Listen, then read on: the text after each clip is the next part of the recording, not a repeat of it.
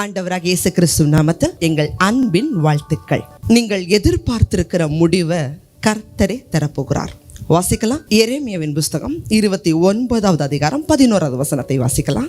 நீங்கள் எதிர்பார்த்திருக்கும் முடிவை உங்களுக்கு கொடுக்கும்படிக்கு நான் உங்கள் பேரில் நினைத்திருக்கிற நினைவுகளை அறிவேன் என்று கர்த்தர் சொல்கிறார். அவைகள் தீமைக்கல்ல, சமாதானத்துக்கு ஏதுவான நினைவுகளே.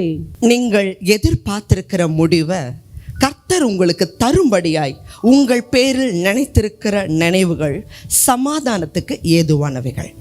தேவஜனமே, பரிசுத்த வேதாகமத்தில் தேவன் யார் எதிர்பார்த்ததை கொடுத்தார் அப்படின்னா, நீதிமான் விரும்புகிறது அவனுக்கு கொடுக்கப்படும். ஆனால் இன்னைக்கு நம்ம பரிசுத்த வேதாகமத்தில் ஒரு பரிசுத்த வாட்டியை குறித்து பார்க்க போகிறோம். ஆனால் அவங்க பரிசுத்த வாட்டி ஆகிறதுக்கு முன்பாக பாவத்தொழிலில் இருந்தவங்க, கர்த்தரை அறியாத புறஜாதி பெண். இந்த புறஜாதி பெண் இஸ்ரவேல் தேசத்தில் புறஜாதிகள் அதிகமாக ஆசீர்வதிக்கப்படலை. பாவியான ஸ்திரீகளை கல்லால் அடித்து கொலை செய்யணுங்கிறது நியாயப்பிரமாணம். ஆனால் இதை தாண்டி ஒரு பெண் ஆசீர்வதிக்கப்பட்டாங்க. அந்த பெண் தான் ராகாப். அந்த ராகாப் அவங்களுடைய வாழ்க்கை எப்படி இருந்துச்சு? தேவன்கிட்ட என்ன காரியங்களை எதிர்பார்த்தாங்க? அவங்க வாழ்க்கை எதிர்பார்க்கப்பட்ட காரியம் எப்படி கொடுக்கப்பட்டுச்சு? அதைத்தான் இன்னைக்கு நம்ம பார்க்க போகிறோம். அதற்கு முன்பா 430 வருஷம் இஸ்ரவேல் ஜனங்க எகிப்தில் அடிமைகளாக இருந்த பொழுது தேவன் அவர்களுடைய கண்ணீரை பார்த்தார். அவங்க வேதனைகளை அறிந்து உபத்திரவங்களை வியாகுலங்களை கேட்டு தேவன் அவர்களுக்காக மோசே அப்படிங்கிற ஒரு ரட்சகனை ஏற்படுத்தி 10 மகா பெரிய வாதைகளை எகிப்து தேசத்தில் அனுமதித்து, ஓங்கிய புயத்தினால வல்லமையான கரத்தினால 10 வாதைகள் எகிப்து தேசத்தில் வருது. அதே தேசத்தில் இருந்த இஸ்ரவேல் ஜனங்களுக்கோ அந்த வாதையில் ஒரு வாதையும் அவர்களை சேதப்படுத்தவில்லை. 10 வாதைகளை அனுமதித்து தேவன் பராக்கிரமமான கரத்தோட இஸ்ரவேல் ஜனங்க, புருஷர்கள் மாத்திரம் 6 லட்சம் அப்படின்னு சொன்னால் கிட்டத்தட்ட 40 லட்சம் ஜனங்களுக்கு மேலே எகிப்து தேசத்துலேருந்து புறப்பட்டு வர்றாங்க. செங்கடல் 2 பிளக்குது. அதற்கு பிறகு வனாந்தரத்தில் யுத்தங்கள், காத்திருப்பு, தேவனுடைய வழி நடத்துதல்னு சொல்லி தேவன் அவர் யார் என்று சொல்லி அவர் பரிசுத்தார். அந்த அவருடைய மகத்துவம், அவருடைய கட்டளைகள், கற்பனைகளை 40 ஆண்டுகள் அவர்களுக்கு கற்றுக் கொடுத்தார். இப்போ அவங்க எரிகோ பட்டணத்தை பிடிக்கணும். யோர்தானை கடந்து எரிகோவை பிடிக்கணும். அந்த எரிகோ உலகத்தில் மிக தாழ்வான பகுதியில் இருந்துச்சு. அந்த எரிகோ பட்டணத்தை சுற்றிலும் மிகப்பெரிய ஒரு கோட்டை சுவர், மதில் சுவர் இருந்துச்சு.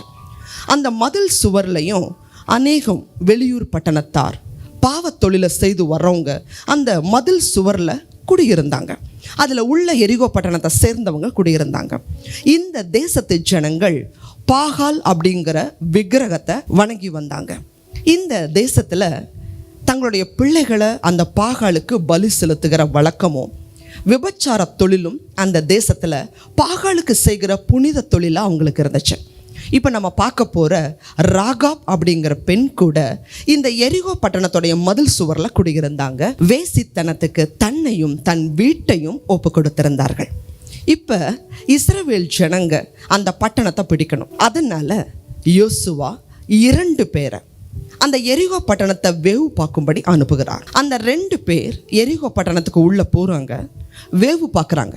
இந்த விஷயம் அந்த எரிகோ பட்டணத்துடைய ராஜாவுக்கு அறிவிக்கப்பட்டு ஆட்களை அனுப்பி அந்த 2 பேரை தேடுறாங்க. இப்போ தான் இந்த 2 பேருக்கு ராகாப் அப்படிங்கிற வேசியான பெண் தன் வீட்டில் இடம் கொடுக்குறாங்க.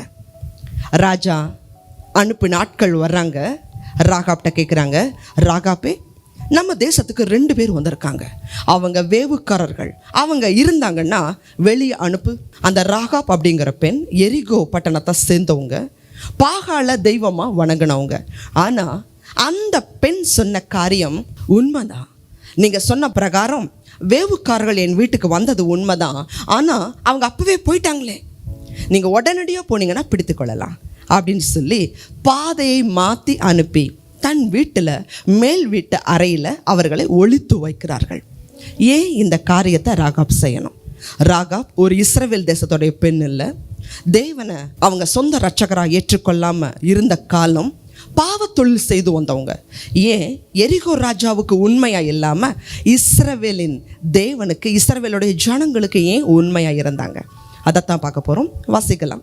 யோசுவாவின் புஸ்தகம் 2வது அதிகாரம் 9வது வசனத்தை வாசிக்கலாம். கர்த்தர் உங்களுக்கு தேசத்தை ஒப்பு கொடுத்தார் என்றும் உங்களை பற்றி எங்களுக்கு திகில் பிடித்திருக்கிறது என்றும் உங்களை குறித்து தேசத்து குடிகள் எல்லாரும் சோர்ந்து போனார்கள் என்றும் அறிவேன். அந்த ராகாப் பொண்ணு சொல்றாங்க, இந்த தேசத்தை கர்த்தர் உங்களுக்கு ஒப்பு கொடுத்தார். ஒரு புறஜாதி பெண் எப்படி இந்த வார்த்தையை சொல்ல முடியும்? உங்களை குறித்த பயம் எங்களுக்கும் எங்க தேசத்துடைய குடிகளுக்கும் உண்டாயிருக்கு. தேவஜனமே, இஸ்ரவேல் தேசத்துல ஆண்டவர் அனுமதித்திருந்த வாத செங்கடலை 2 பிளந்திருந்தது. கர்த்தர் எவ்வளவு வல்லமையா அவங்களை நடத்தி கொண்டு வந்தார் என்பதை இந்த எரிகோவும் மற்ற தேசத்து ஜனங்களும் கேள்விப்பட்டு இருந்தாங்க. தேவஜனமே, விசுவாசம் அப்படிங்கிறது கேள்வியினால வரும், கேள்வி வசனத்தினால வரும்னு சொல்லி ரோமர் புஸ்தகம் 10வது அதிகாரம் 17வது வசனத்தில் வாசிக்கிறோம். தேவஜனமே, இன்னைக்கு அநேகருக்கு சுவிசேஷம் அறிவிக்கப்படுது. அதை எத்தனை பேர் விசுவாசிக்கிறாங்க? ஆனா அவருடைய நாமத்தின் மேல் விசுவாசம் உள்ளவர்களாய் அவரை ஏற்றுக்கொண்டவர்கள் எத்தனை பேர்களோ அத்தனை பேரும் அவருடைய பிள்ளைகளாகும்படி அவர்களுக்கு அதிகாரம் கொடுக்கிறவர். இந்த பெண் புறஜாதி பெண் தான், வேசியான இருந்த பெண்ணு தான். ஆனா ஆண்டவராகிய தேவனை குறித்து கேள்விப்பட்ட மாத்திரத்துல அவரிடத்தில் அவர்கள் விசுவாசம் வைத்திருந்தார்கள். அதை கிரியையிலையும் அவங்க காட்டினாங்க. அடுத்த காரியம், இந்த பட்டணத்தை கர்த்தர் உங்களுக்கு ஒப்பு கொடுத்தார்னு சொல்லி அறிக்கை செஞ்சாங்க. 2வது அவங்க அறிக்கை செய்த காரியம் யோசுவாவின் புஸ்தகம் 2வது அதிகாரம் 10வது 11வது வசனத்தை வாசிக்கலாம். நீங்கள் எகிப்திலிருந்து புறப்பட்ட போது கர்த்தர் உங்களுக்கு முன்பாக சிவந்த சமுத்திரத்தின் தண்ணீரை வற்றி போக பண்ணினதையும் நீங்கள் யோர்தானுக்கு அப்புறத்தில் சங்காரம் பண்ணின எமோரியரின் 2 ராஜாக்களாகிய சீகோனுக்கும் ஓகுக்கும் செய்ததையும் கேள்விப்பட்டோம். கேள்விப்பட்ட போது எங்கள் இருதயம் கரைந்து போயிற்று, உங்களாலே எல்லாருடைய தைரியமும் அற்று போயிற்று. உங்கள் தேவனாகிய கர்த்தரே உயரே வானத்திலும் கீழே பூமியிலும் தேவனானவர். இந்த வசனத்தை வாசிச்சோம். அந்த பொண்ணு சொல்றாங்க, நாங்க கேள்விப்பட்டோம். என்னன்னு சொல்லி? செங்கடல் உங்களுக்கு முன்பாக கர்த்தர் வற்றி போக பண்ணினார். 2 எமோரியரின் ராஜாக்கள் 2 பேரை நீங்க உங்க பட்டயத்தினால சங்காரம் பண்ணுனீங்க. அவர்களை தேவன் உங்க கையில ஒப்பு கொடுத்தார். உங்க தேவனை போல வேற ஒருவரும் இல்லை. உயர வானத்திலும் கீழே பூமியிலும் உங்கள் தேவன் மட்டும்தான் கர்த்தர். தேவஜனமே, இந்த வார்த்தையை யார் சொல்ல முடியும்? இந்த வார்த்தை அந்த பெண், புறஜாதி பெண் அறிக்கை செய்கிறாங்க. இந்த சம்பவம் எப்போ நடந்ததுன்னு சொன்னால், இந்த சம்பவம் நடந்து 40 வருஷம் ஆச்சு. 40 ஆண்டுகளுக்கு பிறகும் இந்த ராகாப் அப்படிங்கிற பெண் இதை மறக்கலை, தன்னுடைய இருதயத்தில் வச்சிருந்தாங்க. அதைத்தான் சங்கீதம் 103 வாசிக்கிறோம். அவர் செய்த சகல உபகாரங்களையும் மறவாதே. கர்த்தர் நம்மளுடைய வாழ்க்கையில், நம்ம சபையில், நம்ம தேசத்தில், நம்முடைய விசுவாசிகளுடைய குடும்பங்களில், ஊழியங்களில் பலத்த அற்புதமான காரியங்களை செய்கிறார். ஆனால் சற்று காலத்தில் நம்ம அதை மறந்து போகிறோம். ஆனால் ராகாப் 40 ஆண்டுகள் கழித்தும் ஜீவனுள்ள தேவனாகிய கர்த்தரிடத்துல அந்த விசுவாசத்தை, அவர் செய்த காரியத்தை மறக்கவே இல்லை. தேவஜனமே, அதை அவர்கள் அறிக்கை செய்தார்கள். 3வது காரியம், அவர்கள் செய்த ஒரு விண்ணப்பம் வாசிக்கலாம். அது யோசுவாவின் புஸ்தகம் 2வது அதிகாரம் 12வது 13வது வசனம். இப்போதும் நான் உங்களுக்கு தயவு செய்தபடினால் நீங்களும் என் தகப்பன் குடும்பத்துக்கு தயவு செய்வோம் என்று கர்த்தர் பேரில் எனக்கு ஆணையிட்டு, நீங்கள் என் தகப்பனையும் என் தாயையும் என் சகோதரரையும் என் சகோதரிகளையும் அவர்களுக்கு உண்டான எல்லாவற்றையும் உயிரோடே வைத்து எங்கள் ஜீவனை சாவுக்கு தப்புவிக்கும்படி எனக்கு நிச்சயமான அடையாளத்தை கொடுக்க வேண்டும் என்றாள். ஒரு புறஜாதி பெண் தான். அந்த பொண்ணுக்கு இந்த விசுவாசம் எங்கிருந்து வந்துச்சு? இன்னைக்கு நம்ம ஜெபிக்கிறோம், இதே வேதத்தை நம்ம வாசிக்கிறோம், விசுவாசிக்கிறோம், ஆலயத்தில் இருக்கிறோம். ஆனால் ஜெபிக்கும் பொழுது, ஜெபிச்சு முடிச்சதுக்கு பிறகு அந்த ஜெபத்தை கர்த்தர் கேட்டுட்டார். கேட்ட ஆண்டவர் சர்வ வல்லமை உள்ளவர்னு விசுவாசிக்கிறதில்ல. மறுபடியும் வேதனைப்படுறோம். எனக்காக யாராவது ஜெபிக்க மாட்டாங்களா, யாராவது ஊழியக்காரங்க ஜெபிக்க மாட்டாங்கன்னு சொல்லி அங்கலாய்க்கிறோம். உங்கள் ஜெபத்தை கர்த்தர் கேட்பார். உங்கள் விசுவாசத்தை தேவன் கனம் பண்ண வல்லமை உள்ளவர். உங்கள் ஜெபத்தை கேட்கிறவர் சாதாரண ஒரு அதிகாரம் படைத்த மனுஷன் அல்ல, வானத்தையும் பூமியும் தன் வார்த்தையினால் உண்டாக்கினவர். அவரோட வார்த்தைக்கு கடலும் காற்றும் கீழ்ப்படியும், மரித்த சடலங்கள் கூட எழுந்திருக்கும். உங்கள் வாழ்க்கையில் எதெல்லாம் முடிஞ்சு போச்சுன்னு நினைக்கிறீங்களோ அதை தேவன் ஆரம்பிக்க வல்லமையுடையவர். தேவஜனமே, அந்த ராகாப் பெண் சொல்றாங்க, நிச்சயமாக தேவன் இந்த தேசத்தை உங்க கையில ஒப்பு கொடுத்தார்.